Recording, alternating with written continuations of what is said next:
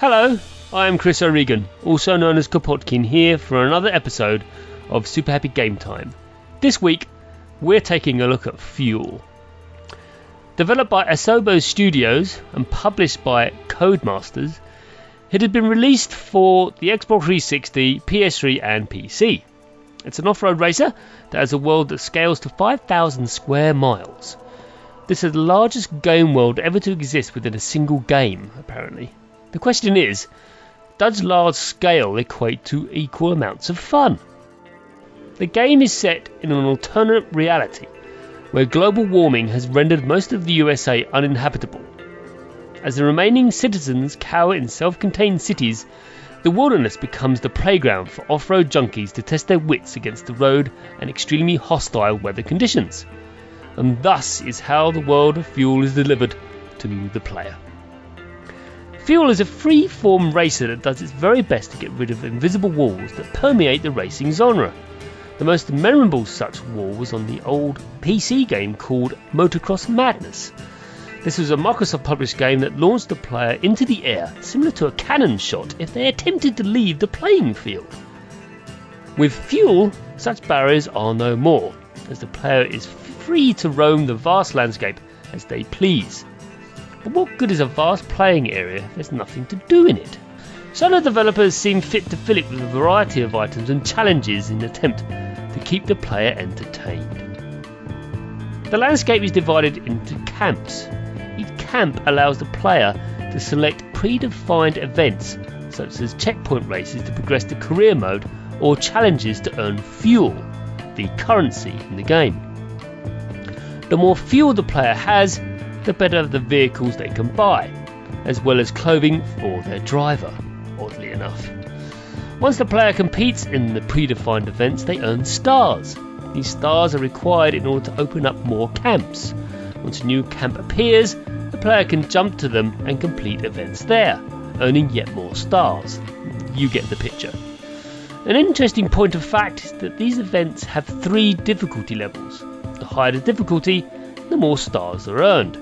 This forces the player to play races at higher levels in order to earn more stars so that areas in the game can be opened up. In essence, the player must grind their way to the top. Not something I've seen much in a racing game, least of all in an off-road one, but here it is in Fuel. The races encourage the player to explore beyond the boundaries of the track, with a dynamic GPS pointing the way to the next checkpoint, so it's not really possible to get lost. Many was the time I found myself driving off the set track in an attempt to create a shortcut, normally with great success. Such actions are normally result in the player being punished in other racing titles, but not so with Fuel. It's as if the game is saying, well, you can go this way if you want, but I'll leave it up to you. Now we move on to the collectathon that is Fuel. Like Crackdown, Prototype, and any other sandbox game you care to mention, collecting objects within Fuel's environment plays a significant part of the game. Players can roam around the landscape hunting down a variety of objects, such as barrels of fuel that lie around the place, liveries for their vehicles, other vehicles to add to their burgeoning collection held within their garage, or even vistas. So for those compulsives out there who must see and collect everything in any game they get, it would be wise to think long and hard before picking Fuel up, for you'll be playing it for weeks, maybe months, before you get even close to grabbing everything that is contained within it. Let's move on to the handling of the vehicles. There is certainly an abundance of them, 75 to be precise, and whilst reasonably responsive, they appear to lack the snap that the controls in MotorStorm have. This makes driving a rather relaxed affair. It was rare for me to be at the edge of my seat as I hurtled across the landscape in my car, truck, motorcycle as it ploughed its way through the landscape. This is especially the case with speed, as travelling at high velocity seemed to have a little to no effect when smashing into rusted up vehicles that are strewn on the highway or grazing a rocky outcropping. Granted, the vehicles in Fuel do suffer damage at every impact, but it doesn't bring them to a grinding halt. Such antics in MotorStorm, say, would result in the vehicle exploding on impact, thus making it for a far more exciting experience than the one offered by Fuel. Other ancillary items are the stuff you can attach to the driver and the vehicles the player cruises around in. The customization is nowhere near what is offered in the likes of Forza 2, as they are all predefined patterns that the player can earn or find during play. The trouble is, all of these paint jobs are ultimately pointless, as within 30 seconds of the start of an event, the livery and paint job on the vehicle is covered in mud.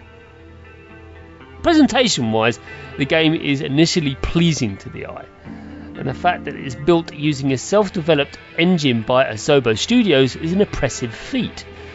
But that doesn't detract from the glitches that I encountered during play, as well as the textures popping up during racing. It's not chronic by any means, but it is certainly noticeable.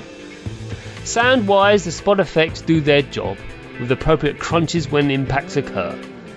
The score, on the other hand, is nothing to levy any praise against. Its generic AOR is the order of the day, in a constant loop, a far cry from the licensed tunes that MotorStorm boasts. I for one shut it off within 20 minutes of playing the game. Before I sum up here, I just want to chat about the multiplayer aspect of the game. It's well supported, it allows players to roam around the vast map, taking on challenges and racing against one another, in a similar fashion to the single player game, only online with other people. Thus far I've been reasonably positive about Fuel, and I'd love to end with a similar note, but alas, I can't. You see, the problem with Fuel is that whilst it ticks all the right boxes by creating an open world with lots of vehicles and a robust multiplayer mode, it fails on one crucial aspect. It's dull. The game is exceedingly dull. There are no power-ups, no dramatic crashes, and not even a hint at humour. It takes itself terribly seriously despite its ridiculous setting, and this does nothing for it. As evidence of this, there is a challenge mode called Endurance, where you have to race a very long way in order to complete it.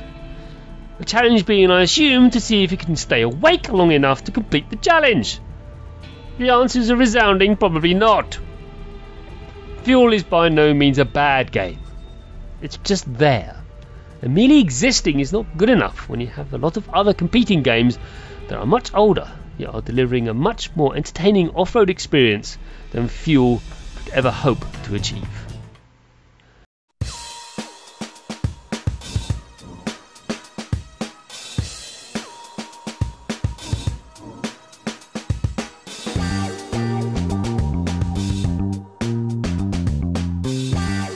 For more blogs, previews, vidcasts and podcasts, log on to shfts.com.